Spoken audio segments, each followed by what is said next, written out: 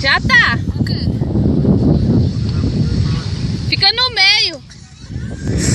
No meio. Não podia ficar filmando isso aqui não. Por quê? Eu tô filmando. Mas vocês nem estavam percebendo. Que lá dentro tu não podia fazer xixi dentro da água. Bem na hora que tu tá. Você tá andando, hein?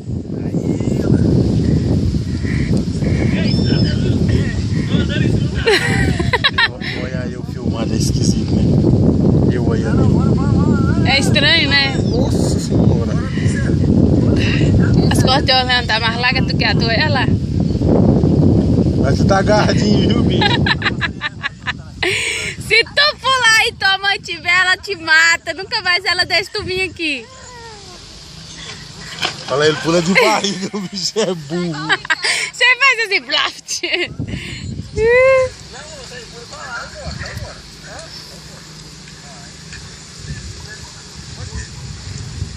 Agora que tá, olha a onda, as ondas da água.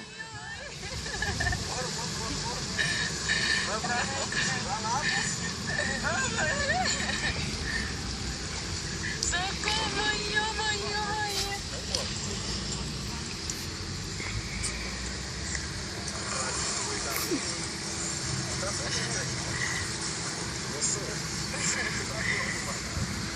A filmagem é minha ou é tua?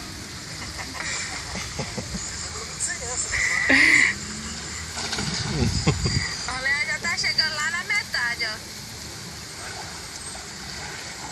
Vocês vão ver quem consegue atravessar?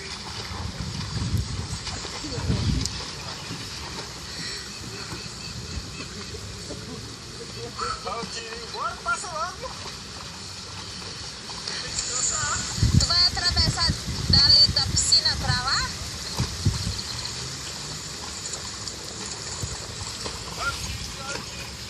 Vamos ver o celular aqui, é burro.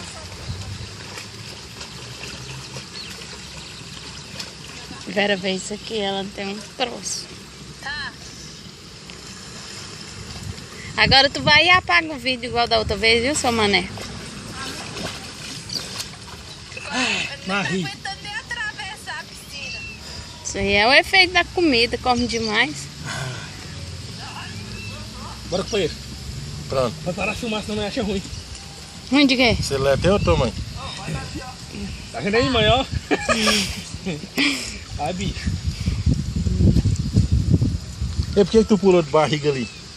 Eu fiquei com medo de descer demais. Pode pular mais pra baixo, pô, senão tu faz machucar a barriga tudo. Faz assim, blaft. Nossa, Léo, tu cansou daqui, ó, da ponta pra ir? Também tu parece uma matraquinha, né? Não sabe calar a boca não, né? Puxando assunto pra filmar. Tá fora. A boca é minha, é tua.